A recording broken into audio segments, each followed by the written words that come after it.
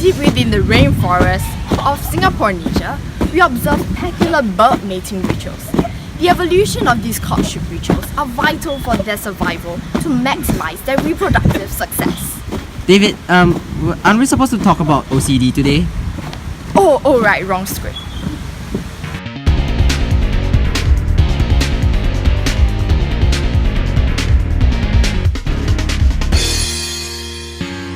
Hey, make sure the P is 3 cm long. A strange world it is. A world that many of us all too often overlook. 3% of Singaporeans suffer from this disorder. 1 in 7 Singaporeans suffer from a mental disorder, and this is the third most common mental disorder Singaporeans suffer from. It's more common than you think. You guessed it. It is the Obsessive-Compulsive Disorder. Now we bring you greater insight into their world, a bizarre experience where you feel that frustration, hatred, and hopelessness. In the second Singapore mental health study done last year, it is found that 1 in 28 Singaporeans suffer from OCD in their lifetime. OCD is one of the mental illnesses where stigma shrouds our understanding of this disorder. We think it's about the repeated checking of time, keys, windows, doors, repeated washing of their hands, tidying of their workplace. But inside their minds, that's far from the reality. Today we have with us an expert at the forefront of OCD research, Professor Ben Dover from the Institute of Mental Health. Nice to meet you, I'm Ben Dover. Now, Obsessive-Compulsive Disorder, or OCD in short, is a common, chronic, and long-lasting disorder in which a person has uncontrollable, recurring thoughts or behaviors that he or she feels the need to repeat over and over. Now, most people suffering from OCD usually have either excessive obsessive or compulsive behavior.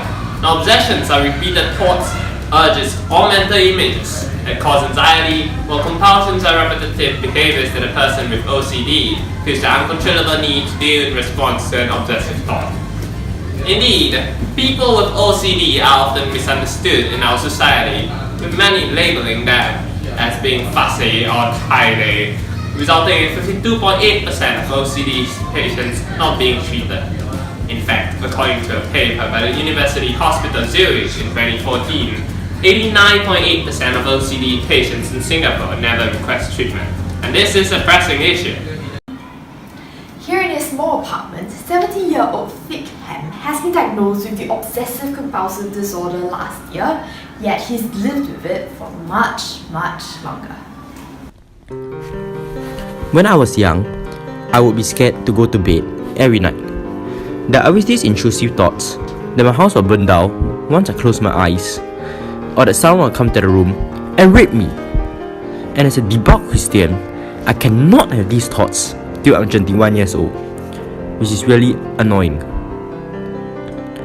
I will always lock my bedroom doors before I sleep, and I will doubt if I did. I will always tap the door 3 times, and tap my elephant 3 times, and then I can sleep. I will often wake up several times to check again and again to make sure that the door is locked. Oh wait, I forgot to tap the closet. And I lie back on my bed, but I still cannot sleep. I've been suffering from this since I was 11. Why must I be like this? Yes, in fact, 11 is a common age of onset for OCD. While although symptoms of OCD can begin at almost any age, research suggests that there are 2 distinct periods in which OCD symptoms are most likely to appear. The first period occurs around the ages of 10 to 12, or just before puberty, which Thick Ham obviously still hasn't reached. And the second is between the ages of 18 to 23. There are several ways to treat OCD naturally, and it is no secret that exercise and regular hours of sleep are helpful. Now, a paper done by Brown et al. Found that moderate intensity aerobic exercise is beneficial in alleviating the symptoms of OCD. However, I feel that connecting with friends and families is one of the most effective ways as it gives patients a social support system that they can count on. In fact, a study published in the European Journal of Psychology found that some social support is correlated with a decrease in severity of OCD symptoms, stressing the importance of relatives in helping people recover from OCD. I feel so happy. There are so many friends that talk to me. When I talk to them, it feels that my worries are completely gone and I'm completely cured. Obsessions and compulsions can consume your life to the point of social isolation. In turn, social isolation will aggravate OCD symptoms.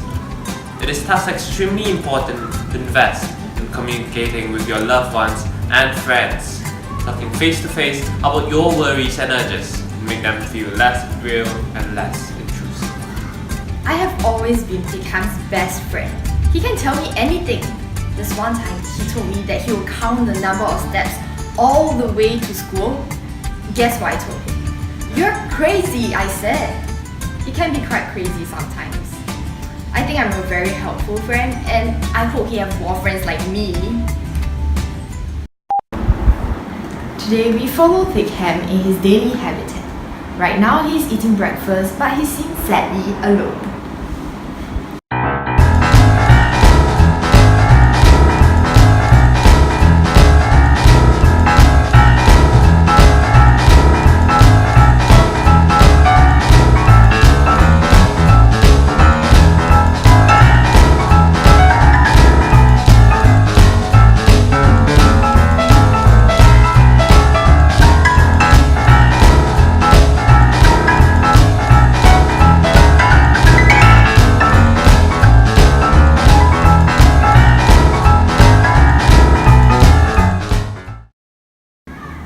OCD is also linked to several comorbid disorders as well. Some authors propose an OCD subclassification based on comorbidity. The authors propose a three-classes solution characterized by: Number 1, an OCD simplex class in which major depressive disorder, MDD, is the most common additional disorder. Number 2, an OCD comorbid tic-related class in which tics are prominent and affective symptoms are much rarer.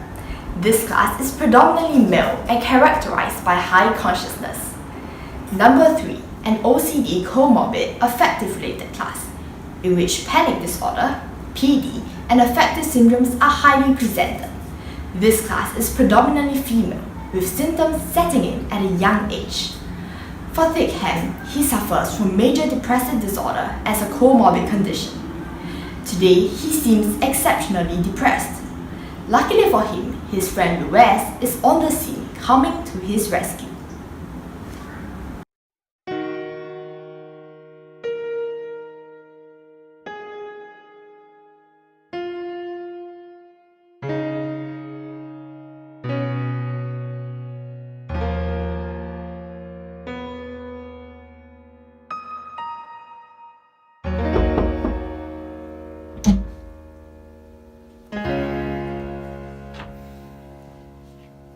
Hey.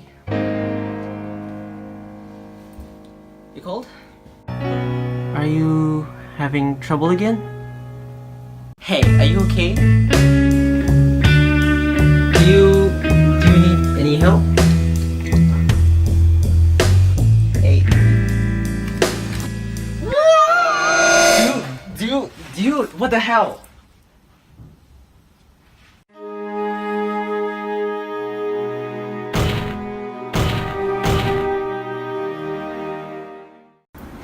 Besides a functional social support system, scientific treatment is also very important. Before that, we first need to understand the fundamental cause of the disorder. 17-year-old Thickham has always wanted to know more about his OCD. The team behind Perfect Productions brought Thickham to Dr. Yang Mi, a full-time OCD doctor at Clinical Brainland, NTU Department of Psychology.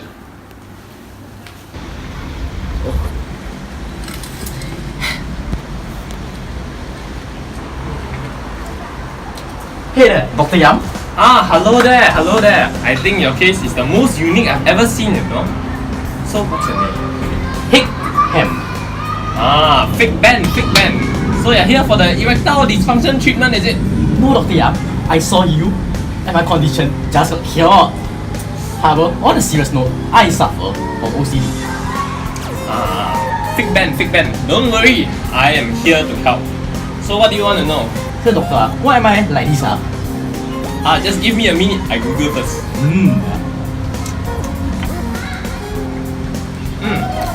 That is a very good question, Big Scam.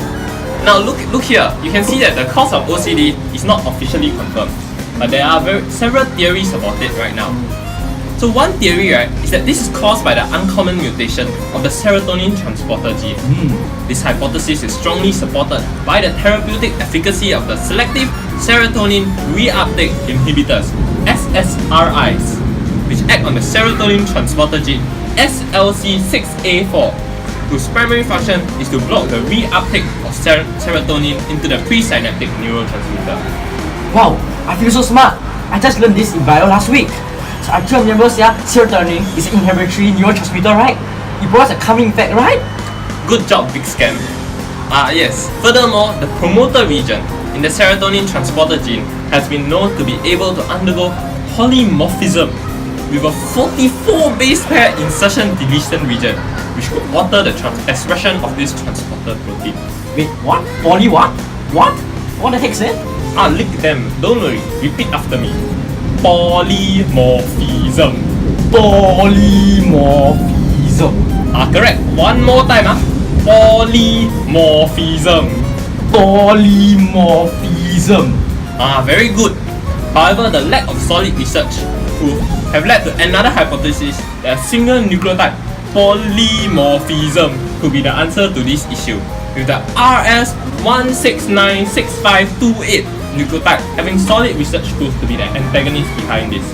Now, if you look here, you can see that a research finding in 2014 suggested that a significant difference was observed between the genotype frequencies of SLC6A4 gene and RS1696568 polymorphism between the OCD patients and the control group.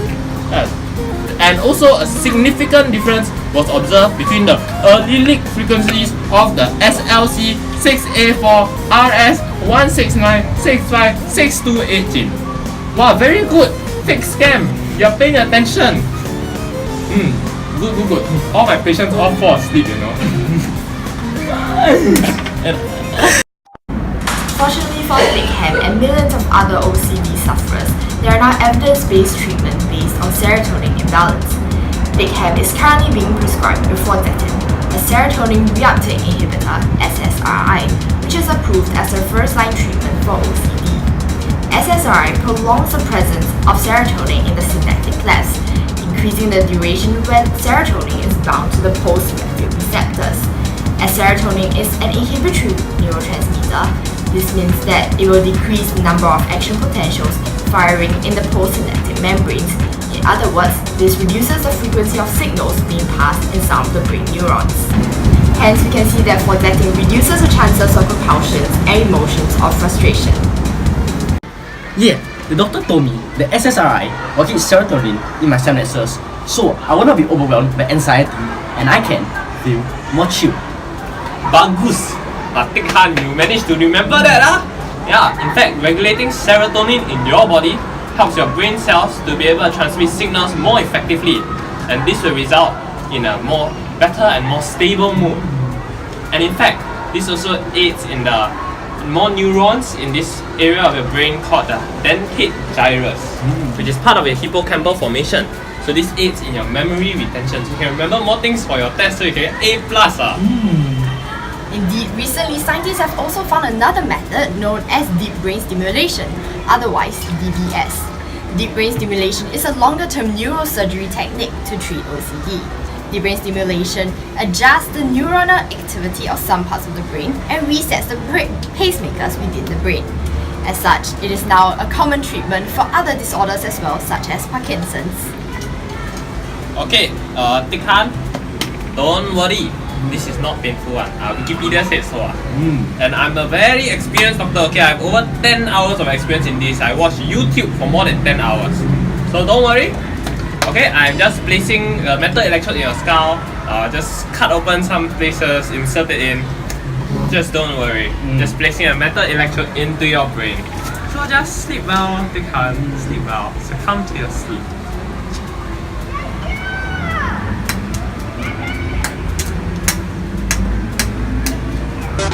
Wait, how about you? You seem to have signs of OCD as well. And in fact, you are hoarding and stealing things. But does that mean you need some treatment? In this edition of Perfect Productions, we covered the daily challenges a person with OCD faces, including how this disorder may affect their relationship with their loved ones, the prevalence and years of onset of this disorder for Singaporeans, the theoretical science behind OCD, and lastly, methods of treatment. Mental disorders are never easy, and should you encounter anyone with them, do give them the best support you can.